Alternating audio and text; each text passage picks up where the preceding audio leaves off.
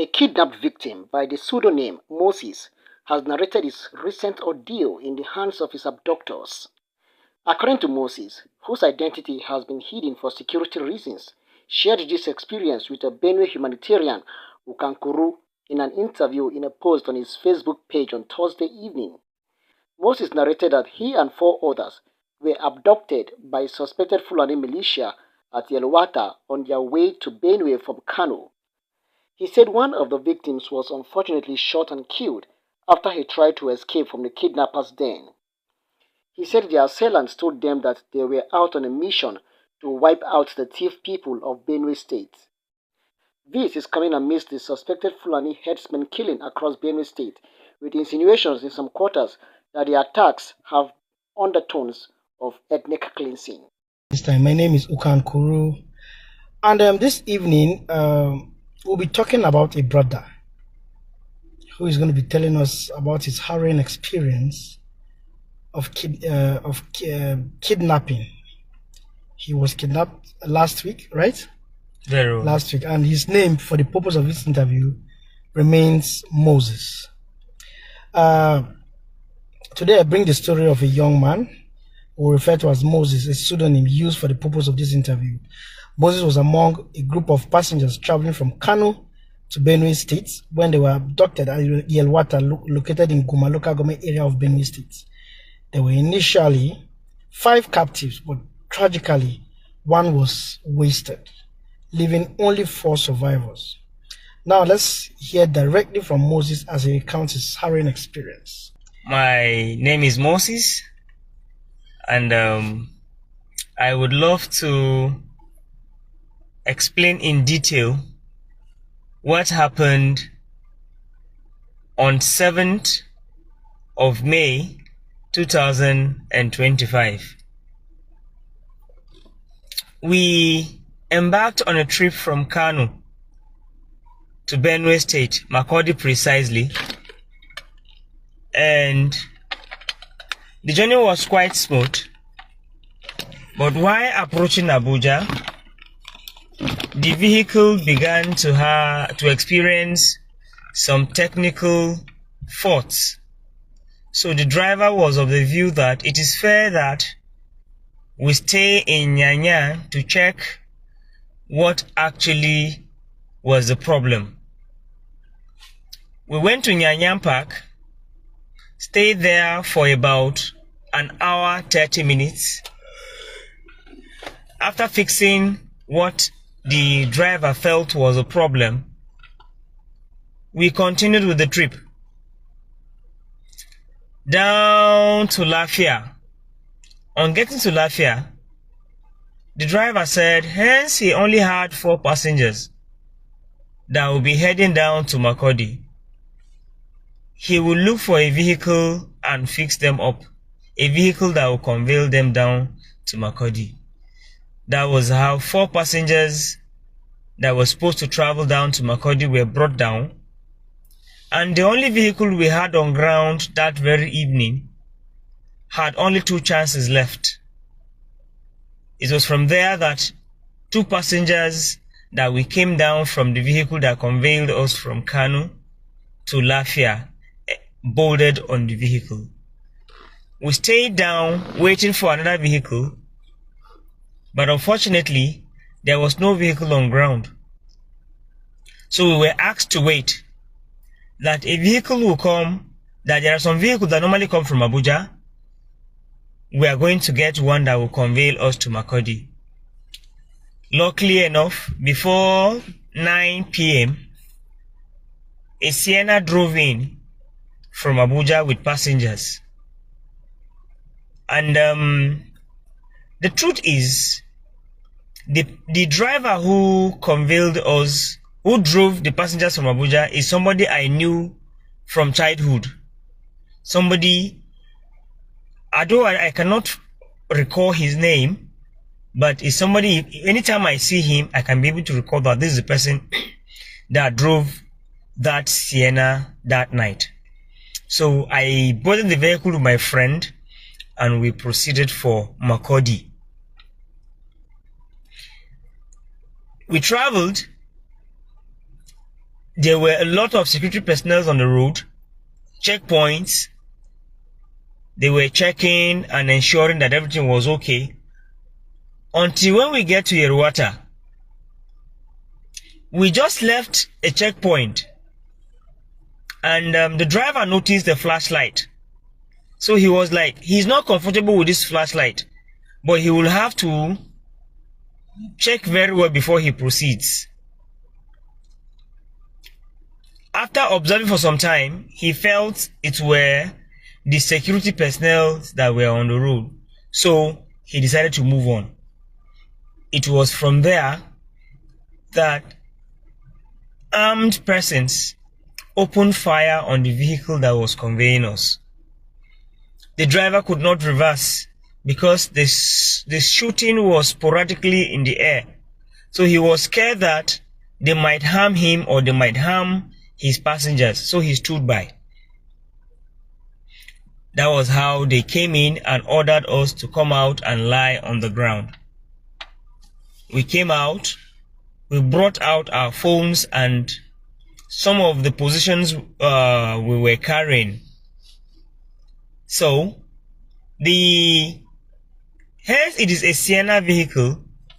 The last people who were at the back, a woman with her 2 children, and then 2 other men, could not lift up the chair, the seat of the vehicle to come out. They remained at the back. And people who asked us to come down were equally in a hurry. It was from there. That's the kidnappers now. They're the kidnappers. They were in a hurry. They knew that anything can happen. So for those of us that were lying down on the road, they asked us to move down to the bush with them. They were 7 in number. 2 were in front and 5 were at the back, making sure that we move fast into the bush where we never knew where they were taking us to. As the story has started, that is where the story ended. We never knew where they were taking us to, but that was how we continued moving into this forest. We moved into this forest, we walked around into this forest, and the only thing we could discover was the daybreak. We were with a lady, and the lady said she was tired and they should please just kill her and proceed with the 4 passengers.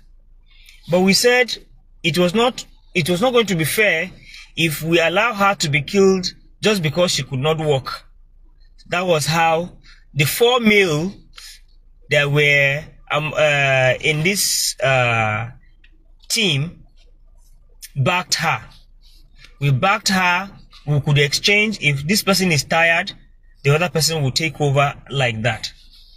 So when we finally get to where they were taking us to around 6 a.m. in the morning, they told us promptly that they were kidnappers and that specifically they are looking for those people that are TiV by tribe. They are not looking for money. What they want is to kill. So if there is anybody amongst us that is a TiV person, that is TiV by tribe, the person should identify. And then we said, personally I said, I was from Ogoja, precisely Mbube. So they asked all around, and even the next TiV person that was close said he is from Niger State and he works in Ekiti as a fisherman. It was from there that they told us that they are not going to harm us. The only thing they are going to do is they are going to collect money. That we are going to provide 100 million naira. That this 100 million naira we are going to provide will serve as funds that will be used to purchase ammunitions. These ammunitions were specifically meant to fight the TiV people. they told us that their plan is just to kill the TiV people, and hence we are not TiV. That is why they are going to collect money from us. We were in the bush. I was serving as I was serving as a mediator, someone who, as an interpreter, someone who would interpret Hausa to those non-Hausa speakers, and someone who could translate English into Hausa for them to understand. That was day 1. Day 2, we were introduced to what was referred to as the give money drill. Give money drill means that you will have to be severely punished. You'll be beaten mercilessly for you to call your people to bring out the money. They came in the morning, they dealt with us mercilessly and told us that if they come in the afternoon and we did not tell them how much our people have raised, they were going to kill us, they were going to waste us and move on. After all, if they waste us, they still have others that they are going to carry. So we made our calls in the afternoon. We raised some monies. So when they came in the afternoon, we told them how much we have already raised. And they said they were not okay, that what we are going to bring, that they are going to help us now. That instead of bringing 100 million, each and every one of us should provide 20 million. Each, that is 20, 20, 20. Initially, they wanted 100 million for each person. But they are going to help us that we should provide just 20 million. 20 million per head. That is 100 million in total. They flogged us, the afternoon flogging. They punished us. They dealt with us severely and said they were going to come back in the evening. It was at the point of departure, after the afternoon flogging and torture, that they told us that we are going to get food by 7 p.m. that very day. So by 7 p.m., they brought yam, boiled yam, that was already smelling. But because we never had any option, we ate the yam. And then they took us to a river and waited for the cow to drink. They drank, and then we also drank from the river. That was day 2. Day 3, they came in the morning and asked us how much we have realized. We told them that this is how much we have realized, but our people are still going about to get the money and send to us. We received the torture of our lives. No, sorry, before you continue, tell us about the guy they killed and why they killed him. Yes, I am telling this, I'm narrating this in days. Okay. He was killed in day 3. Okay. So I will soon get to day 3 so that we'll explain why the the person was killed. Okay, go ahead. So in day 60, in day 2, they tortured us in the afternoon, tortured us in the evening, waiting till the next day. So the next... you were in the bush? Yes, we were in the forest. You were sleeping in the forest? Yes, we were sleeping in the forest. Okay. Yes. So day 3, they told us that if they allow us, that they want to be sincere to us, that if they allow us to travel or to leave this place that they brought us back to wherever we are going to, that we cannot make it alive. That in this forest, if we observe, the only sound we can hear is that of a gunshot. And that is simply the truth. You would hear somebody shout from one camp, "Please don't kill me." The next thing, a gunshot will go and the person is quiet. So they said that there were about 20 to 25 kidnapping gangs in that bush. So on that 3rd day, they told us that if we don't make that money complete, they will waste us and move further. So that day 3, the person we had in our midst who was kidnapped, who was coming from Abuja, his people were able to provide 19 million naira.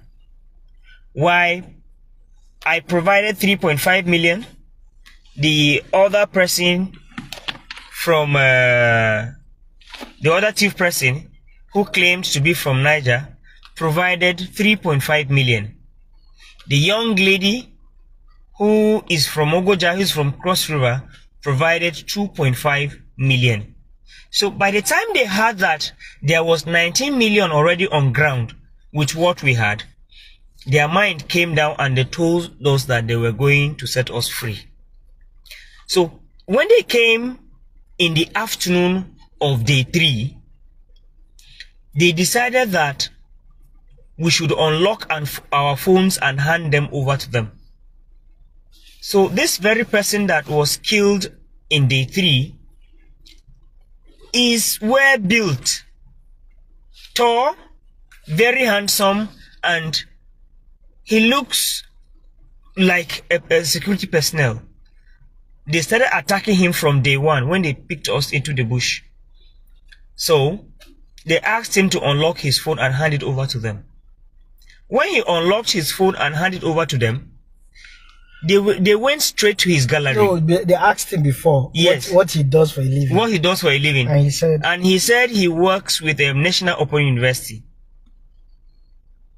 But when they were going through his phone, they saw that this person was dressed in a security uniform.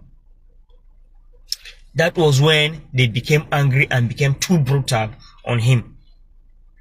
They brutalized him mercilessly to the point of death. This young man has already seen death. So, what is he going to do? He took off. He wanted to run.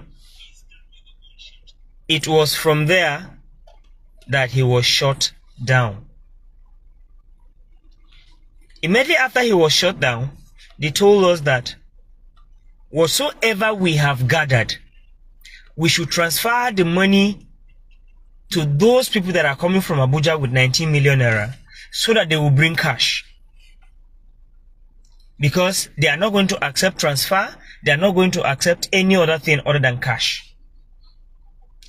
So, all of us that had these monies in our accounts transferred to the relative of that person we were together in the camp, the relative of that person that were to come from Abuja. I was coming with 19 million. They were coming with 19 million.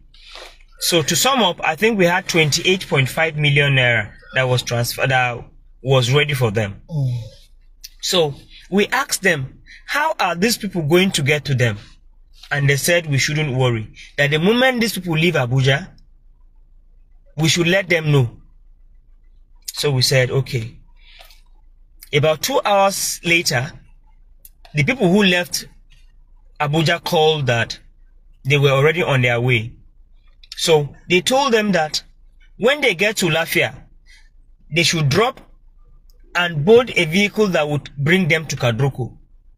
That when they get to Kadroko, people will come and meet them, confirm that the money is complete, and then they will tell them what next to do. They got to Kadroko, did as they directed. The money was confirmed, and a group of people accompanied them to a particular point in the forest. It was there that our adapters, 4 of them, were sent to go and bring those people in, people who brought in the ransom. They got there and the ritual of collecting and handing over was done. They collected the money and asked the people who brought the money to step on the money 3 times, front and back, all of them. And that was what they did. So when they finished, they handed us over to them and they collected the money. They asked us to go and lie down in the cover that was in the front, waiting for a signal that will allow us to come out from the coverage and move towards the road. We stayed there for about 45 minutes or more. Then we saw a signal with the light, with the torchlight, very bright torchlight. When we saw the signal, when the light pointed at us twice, we left the covert and immediately we got to the road. So that point we came out of the covert to the road was not far, and then the distance from where we came out to Kadroko is less than 500 meters. So that was how we came out of the bush, boarded a vehicle down to Lafia so that we could freshen up, change our clothes before we proceed to our various destinations. That was exactly what happened. So now the guy that they killed, when they were releasing Igbo, what did they tell you? They told us that, honestly speaking, this place, they killed this guy. There is nobody that will come and carry his corpse. So we should go with his easy way and hand it over and look for a way to get to his people and hand it over to them so that they can bury it, that we should forget about the corpse, that the guy is gone. So when we finally got home, we went back to Daudu police station to go and report the incident. On reaching there, the driver who conveyed us that very night went back to Daudu police station to go and report. He also handed over a bag that was left in the vehicle to the police officers, to the station, and unfortunately it was the bag of the deceased. So when we finished writing our statement, the DPO told us that a bag was handed over to him by the driver who came to report. But from what we have said, it means that the bag belongs to that person. So we asked him to bring out the bag.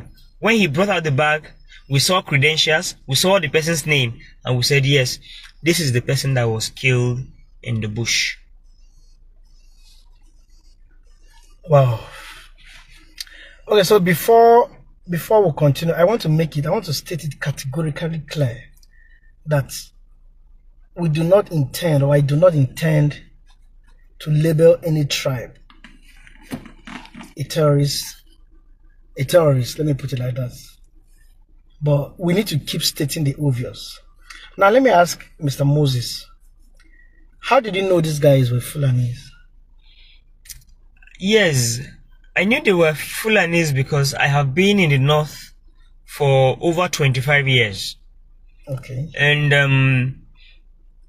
I understand Hausa, and then I understand a bit of Fulani language. Even if I don't understand, the moment I hear it, I know that these are Fulanis speaking. So these people spoke strictly Fulani, and they told us outrightly that they were Fulanis. Did they cover their faces? No, they did not. We were only the ones that were covering our faces.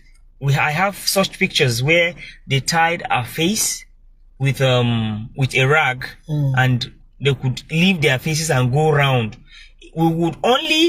They could only cover their faces when we are to take off the mask they tied on our faces.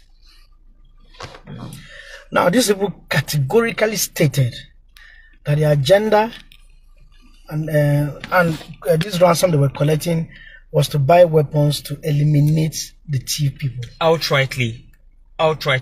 They did not hide the agenda. They said they live in the bush. They cannot go to buy cars. They cannot go to build houses. That they need ammunitions. They need to equip themselves properly so that they can fight the TiV people. That if we were TiV, they would have finished us without asking for any money. Okay, so ladies and gentlemen, the agenda is very clear. We have said it before. We have still saying it. Since 2010 that this crisis started, I've been in the forefront. I know we've attended seminars, we've attended workshops, security gatherings, and all of that.